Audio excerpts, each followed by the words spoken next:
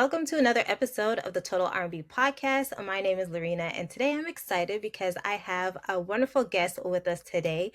She is a pop fusion artist, and she has performed on many stages, starting with like the Toronto Children's Concert Choir. She was on stages with Donnell Jones and SWV for their concert.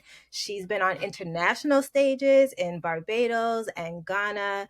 She is a honeyjam alum, and she is also an entrepreneur, a singer, a songwriter, and so much more that we're going to learn today. So welcome to the podcast, Fridaee. Hi, Yeah. thank you. Thank you so much for coming on the podcast. I am so excited to talk to you and about everything that you've done so far in your career. But I always start my podcast off the same way. I always ask the same question, which is what comes to mind when I say, what is your first memory of R&B music? My first memory of R&B music, I grew up in an R&B household. So my Okay. eldest sister, um, listening to Mary J. Blige, my middle sister listening to Mariah Carey, and then, my mom of all moms, because on Sundays, it's cleaning day after church. So I'm listening to those oldies, Aretha Franklin. Yeah, and I could go on and on, but those are my All the first memories. queens, all the Yeah. queens of R&B. That's what you grew up on. I love that. But so your music though is described as pop fusion. So who are some other artists outside of R&B that have influenced you as an artist? Yeah, for sure. Um, and for me, I'm like the worst when it comes to remembering people's names. But what's it? Sonic. Um, I don't know if you remember her. She was bald headed, dark skinned lady. Yes. Um, so listening to her, I was just like, I loved how deep her voice was, but then on like it was so sultry, but then on like, a house beat, I was like, oh, this is so cool.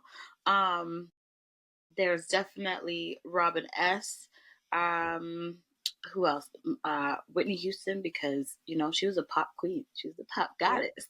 yep, yep. um, who else? Brandy, mind you, she's definitely very R&B, but the way that she controlled her voice captivated me.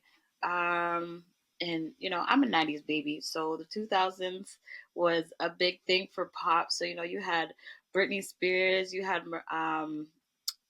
Christina Aguilera, the Backstreet Boys, and Sync.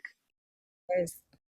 I I was I want to say I was lucky enough to be able to grow up um, with so much diversity when it comes to music.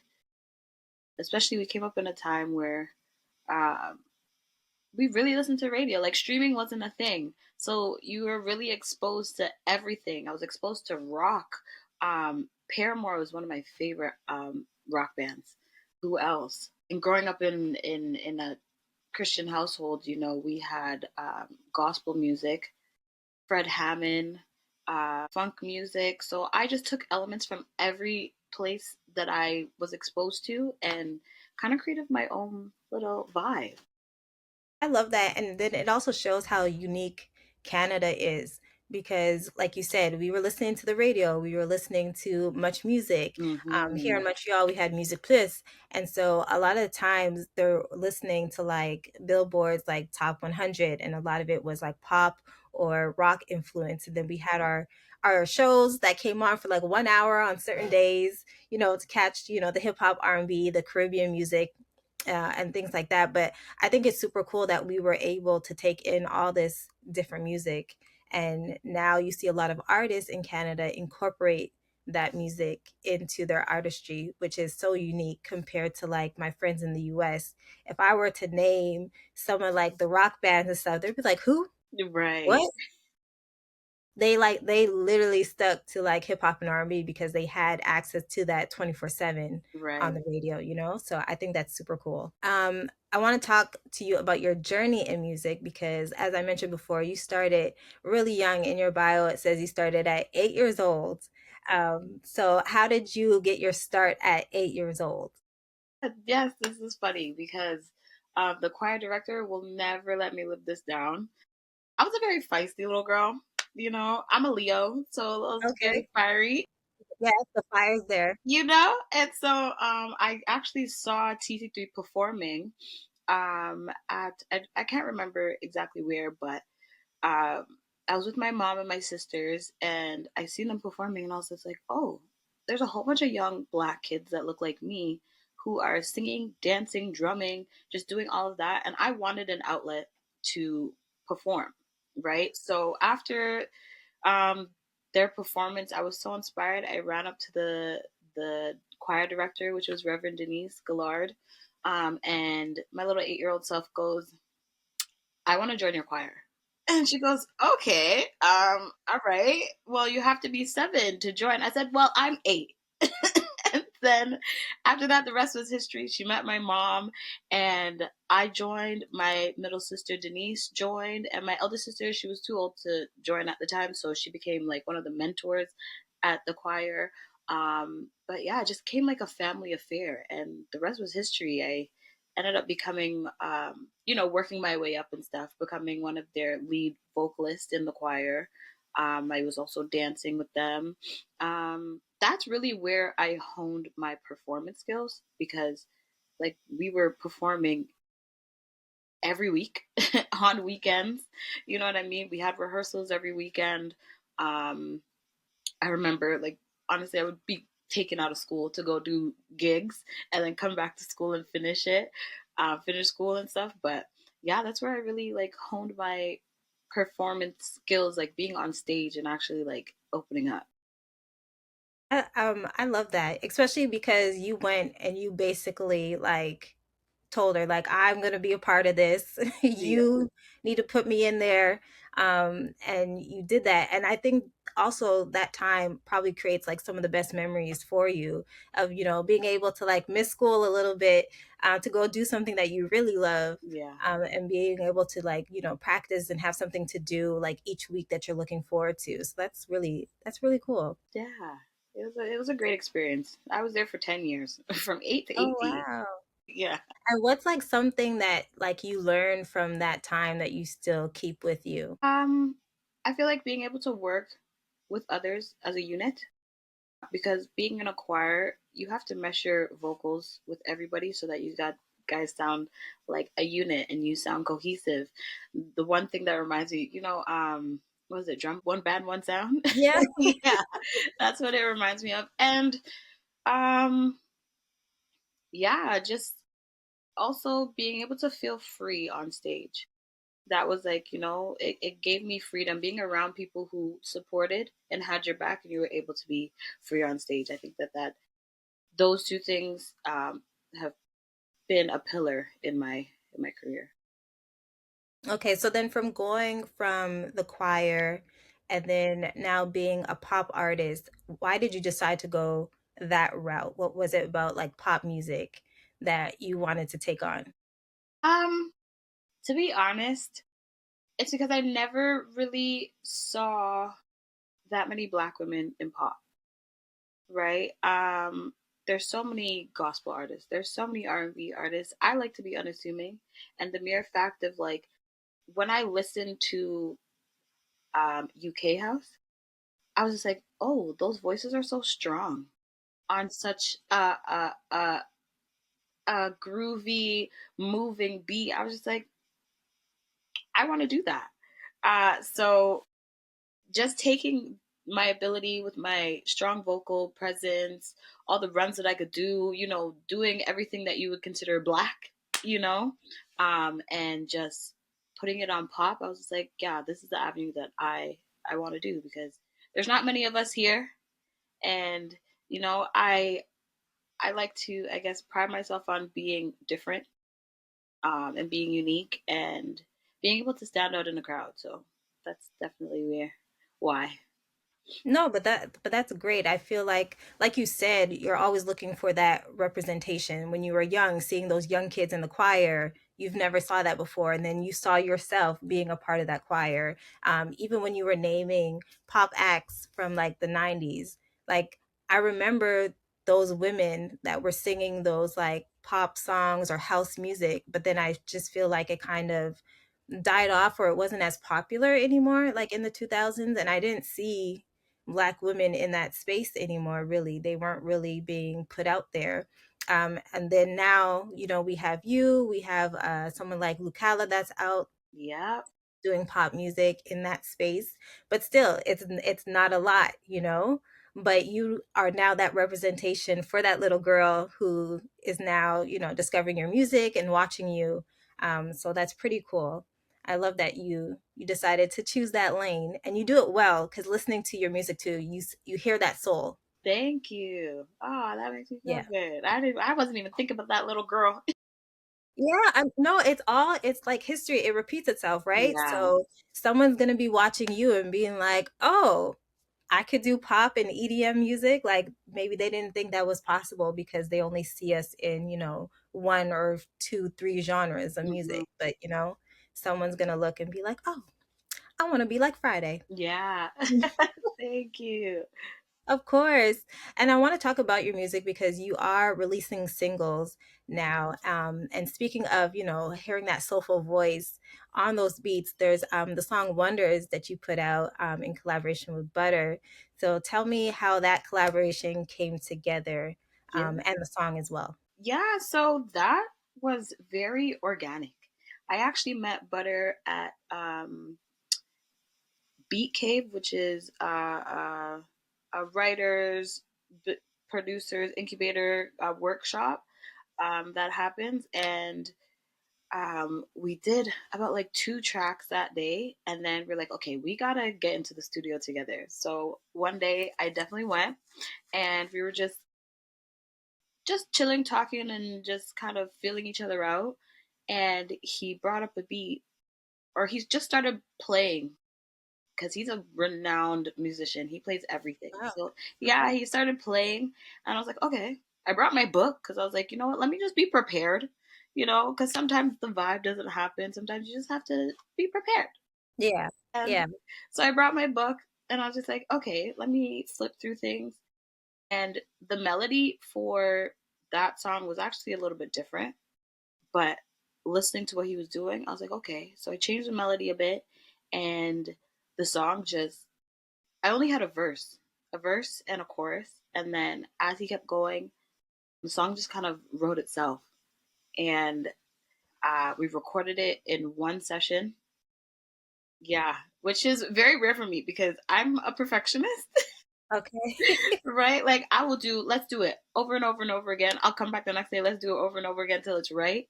But with him, I also had to learn to just let it be and just Okay. let the experience happen, because he's like, no, this is the best take. That's it. We're done. I was like, are you sure?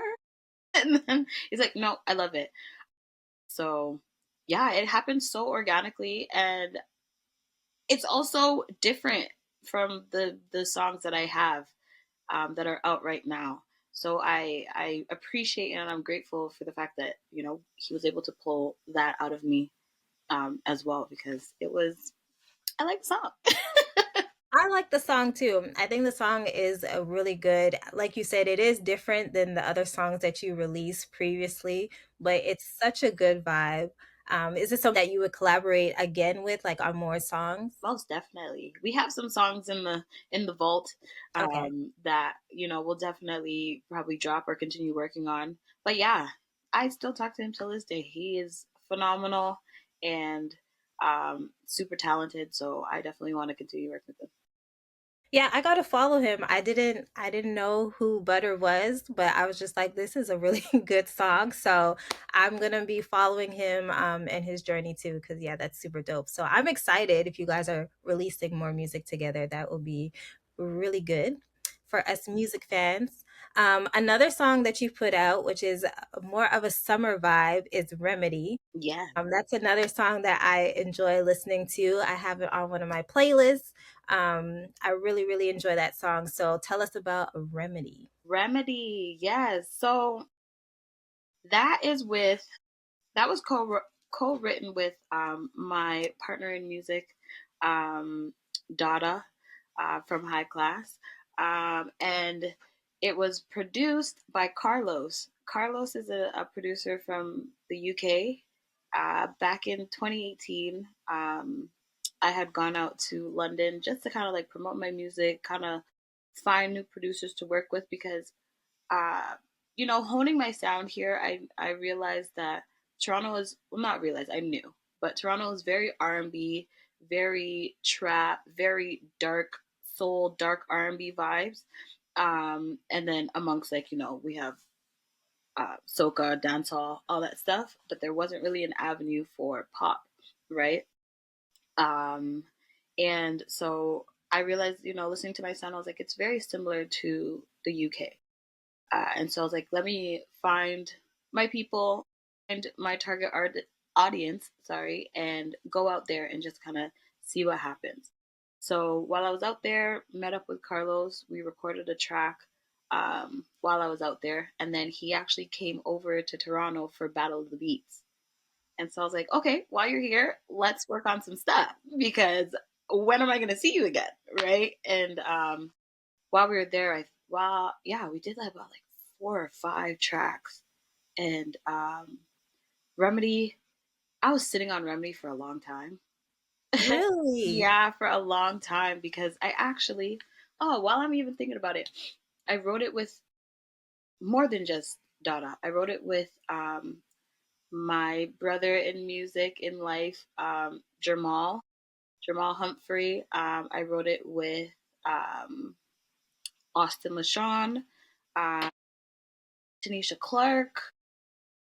So like initially, it was supposed to be an R&B song, Okay. right? And then after that, when Carlos came about, we had the track, and I was like, okay, you know what? I think this could go on it, and it just kind of meshed and blended so well.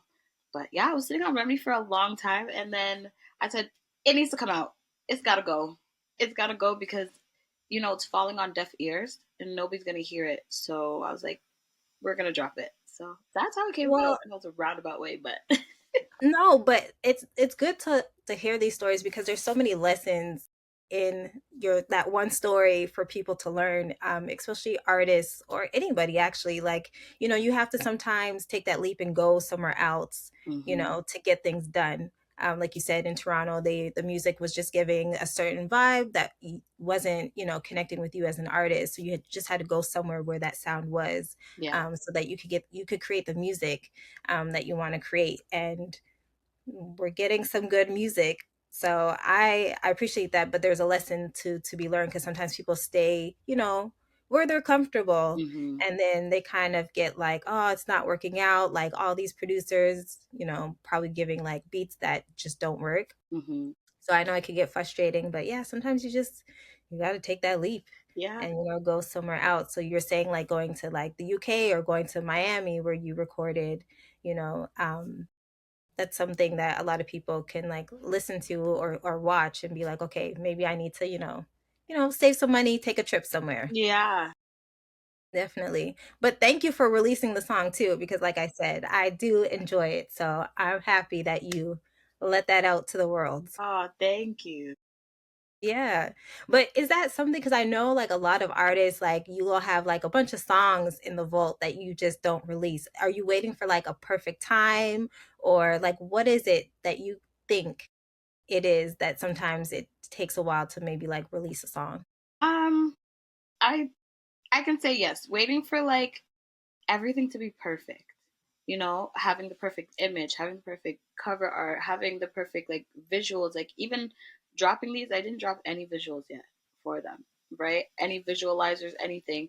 And a lot of that takes up time when you're just waiting and it's just sitting and time is passing because then you have another song that you're thinking of, and then life happens, like so many things are a culmination to it. But I know for me, like I'm a perfectionist, and I was just like, it, it needs to be perfect, the sound needs to be perfect, the mix needs to be perfect.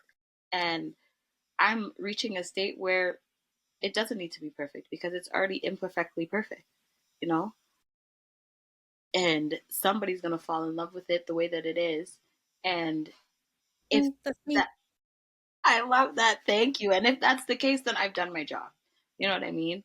Um, because, like, yeah, like I said, nothing is perfect, but perfect at the same time, the way that it Yeah. is. Yeah. And I think too, we're a lot harder on ourselves. So you might release something and you might be like cringe, and I might be like, girl, this is a hit. This is a smash. It's a bop. I love it. And you're like, okay. Yeah, trust me. There's so many things. I was like, oh, I could have said that better, or no, that line wasn't done, or I was like, get out of your head, Fridae. We're done. It's done. Just put it out. Yeah, no, I do that all the time. So I could definitely relate. There's like some things I'm just like, don't even show it to me. Like I just put it out there because I need to just put it out. But like, ooh, yeah. Mm-hmm. So I definitely get that. Um, I do want to talk to you about honeyjam because they are celebrating 30 years, which is a big deal. And so you are a honeyjam alum, but I want to take it back. So how did you hear about honeyjam, and what was the audition process like for you? Okay, so the funny thing is, like, I didn't hear about Honey Jam. My manager at the time, Honey, she, which she was fantastic, fantastic, because she was very much, you're gonna do this, and I was like, okay. So she kind of just like sent me the thing. She's like, I registered you. You're gonna do this, and I was like, okay, but I have a gig the same day. She's like, okay, you're gonna do it, and then you're gonna do your gig after. I was like, perfect, no problem. So we went, lined up. Um, it was at Mod Club at the time, was it? Or the one that was adjacent, but it was on College Street. Okay. And we lined up, um, did the performance. I was a little nervous because I was like, oh gosh, there's so many people here. But for me, I was like, if I'm not nervous, then I don't want it Yeah. enough. Yeah. So did the performance. It was only like a 1 minute performance, and then oh no, not my laptop dying. um Sorry, yeah, so it was a 1 minute performance, and then I kind of just like left because I had to get to my gig, um and they called me back. I think it was about like a week or 2 weeks later. Called me back. It was so early in the morning. I was like groggy, and I was like, "Who's this number calling me at like 6 in the morning?" And I get a phone call. They're like, "Hi, is this Fridae?" I was like, "Yeah, it is." And they're like, we're just calling to let you know that you made it into Honey Jam." I said, "What? Really?" I wasn't even thinking about it because of like how quick we did the performance, and then I had to get out. But after that call, I was super excited because I was like, bless, I'm in a show. I'm doing my own original music because I wasn't doing original music at the time, like actually performing my stuff. So that was the first time I actually did like my first single, which was Breakout, co-written with Jordan Best, and produced and co-produced with Jordan Best and Kill Them with Color. And I was super excited. And as you know, like I started my music journey um, performing. So after that, I just put the whole show together with my dancers, and it was an amazing experience, honestly. Well, I love that. I love how people kind of reminisce about that time, and it's always good feedback. It's always like a good time. And I know each cohort they do different things, you know. So what's something about that time within the program that you remember, like one of the highlights for you? One of the highlights, honestly, for me, because I'm very uh, uh, people oriented. So meeting so many talented women, um, being able to sit in workshops and kind of create the camaraderie with them. I remember sitting in one of the writers' workshops with Havaya Mighty and Marley Unknown, and Marley's my girl. Like that's my boo.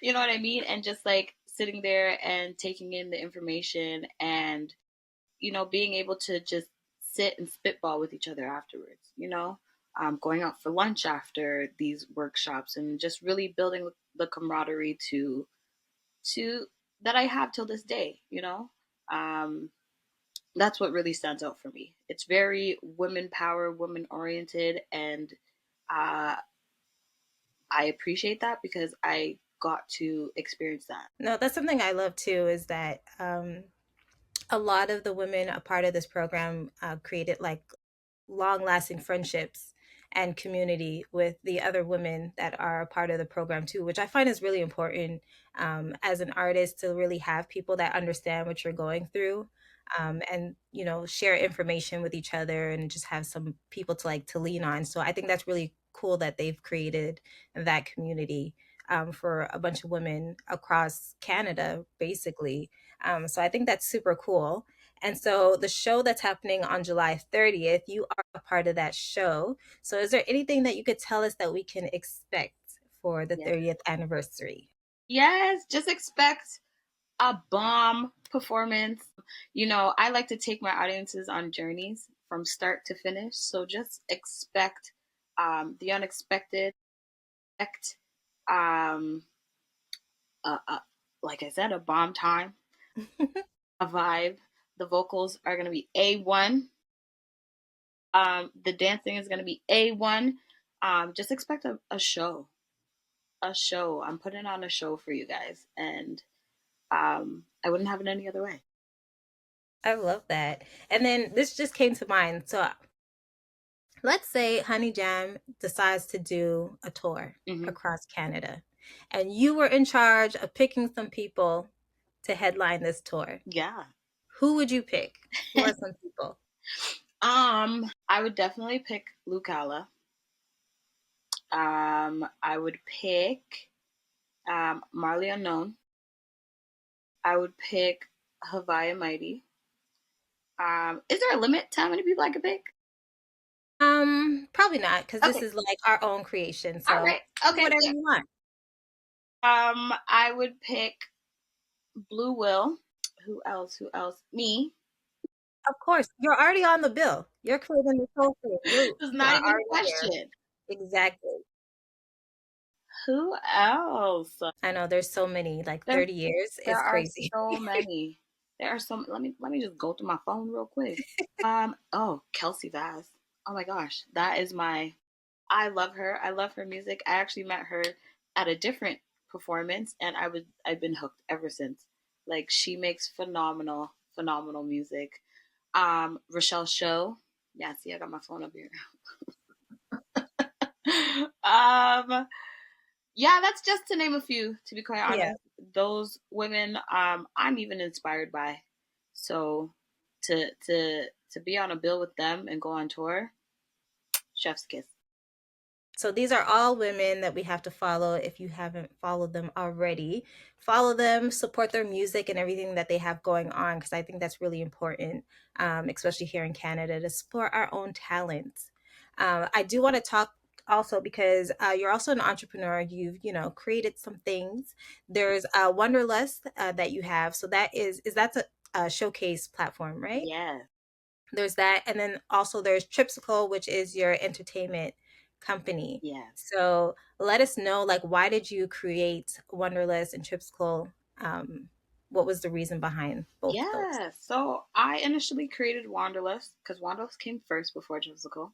I initially created Wanderlust because I didn't see any avenues for artists who make pop music, who do house music, who do dance music, especially in the BIPOC community, that have a space to perform. I initially started it as my headliner show where I would put on artists who do uh, those genres, and then I would, close the show. But this go around, I'm doing things a little differently. It started in 2017, I did it in 2018, and then COVID happened, and I wasn't able to do it again. But from the years that I did it, I got a lot of good feedback and a lot of good reviews regarding it because, we didn't have a space for BIPOC to do the pop, the art, the dance, the house, the EDM. So I just created that because music is so fluid and everybody should be able to have a space to express that and experience that. Um, and Tripsicle came right after because I was like, I want to do so much more. I went to school. I went to an art school, high school, and then I went to a private music school run by Ashley Ingram. Okay. And he's a renowned producer, songwriter. He wrote the song "You Gotta Be." You gotta be bad. You gotta be bold. You gotta be wiser. So, under his tutelage, I've seen entrepreneurship really blossom, right? And after that, I went to George Brown for event planning, and so I kind of like honed my creativity with doing creative direction. And I was just like, I want to do more in music. Yes, Okay. I love music. I love singing. I love performing, but I want to be able to have something tangible for other artists because I know how it's been and my experience in music and how hard it is to find community, to find resources and all that stuff. So I was just like, I want to do it all, right? I want to be able to give back because I know how I felt doing these things and like navigating the industry. So Tripsicle is an entertainment company um, where we provide creative direction for music videos, anything like that. Under that, I did the music video that Mia Marley did called Alone. So you guys can check that out on YouTube. I did a music video called Focus. Um, I co creative directed that. Um, and we have more coming, but yeah, Of that's course. just one avenue. Tripsicle owns Wanderlust, so eventually Wanderlust is going to grow into a music festival that happens every year. Um, what else? We're also trying to do um, like YouTube series, performance series. I do have one that's out on my YouTube that everybody can check out. Okay. As well as there's so much more that Tripsicle is going to be doing, but it's generally entertainment hub where we provide all these services for you. Um, and artists get a chance to perform as well at Wanderlust. So I'm just gonna plug in right now. I am doing Wanderlust this year, but we've changed it up and we're doing an event series. So it's gonna Okay. happen quarterly. So this one is happening June 21st at 117 Manville Road in Scarborough. So if you guys want to come out. I've definitely been posting, so you guys can come out and see that. And the next one is going to be in September, and the next one's going to be in November. So that's what we have going on. That's what Wanderlust and Tripsicle are generally all about. I That's amazing. That's why I said there is so much more to Fridae than just the artist. She's out here doing so much work and also helping, her peers and other artists that are coming up in the pop and EDM space. So that is amazing. Congratulations on getting all those things done. I know it's not easy It's wearing a lot not of easy. hats. I know that for sure, but I am here to support. So I cannot wait to see everything that Tripsicle and Wanderlust does. I am definitely going to check out the videos that you mentioned on your YouTube page. So definitely check that out with me as well. June 21st, we gotta look out for that. People could buy tickets for that, right? Yes, tickets are online, and you also can buy at the door, but it's cheaper to buy online. Of course, and ahead of time too. Like Right, it's so much better when you buy ahead of time instead of last minute because then you never know what happens. Things can, sell out and then you miss the whole thing. right. You guys don't want to I miss love that. that. And then music. I know you're dropping singles, so we've been having singles that are coming out. Is this leading to a body of work, or are we just staying with the singles coming out? Just singles for right now. Just because I've been sitting on these songs for so long, I'm just like get it out, and then once they're out, I'm definitely gonna be working on a body of work. But I just want to get the music out. I'm trying to get out of my head this year. You know, I'm trying to get used to feeling uncomfortable, right? Yeah. Yeah. And just dropping it and moving on to the next one. So right for right now, it's just singles, and then once they're all out, body of work for sure. Yeah. I love that you said, getting uncomfortable, because I think that's something that I've been, saying to myself for the past couple of days. So I love that you mentioned that, because I think that's something that I need to do. A lot of people need to do. I know Hmm. it's not the best feeling, but in order to take you to the next level or to reach your next goal, that's what you have to do. And I can't wait to hear the rest of the singles, because right now I'm loving the singles that are already out. I'm excited to see what you have. And I'm also excited about Honey Jam's 30th anniversary, which is happening on July 30th. It's at Massey Hall, right? Yes. So people could buy tickets for that. And you can also sponsor tickets as well that will be given to different music programs to get you to come and enjoy the show as well. So I think that's really cool. Yeah, it's gonna be amazing. There's so many talented people on the bill. If you guys come out, you guys are gonna have an amazing time. Of course. Well, I want to thank you so much, Fridae, for coming on the podcast. Let everybody know where we can follow you to keep up with everything that you're doing. Yeah, for sure. So you guys can follow me at Instagram. That's where I mainly do all my stuff. At This Is Fridae, spelled Fridaee, two E's, not a Y. I do have my YouTube, which is Fridae Music.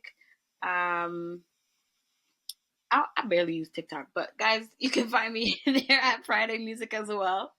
But yeah, those are the avenues where you guys can find me. And if you guys want some Wanderlust tickets, you guys can find us at Wanderlust, WANDERLUST 6IX. Perfect.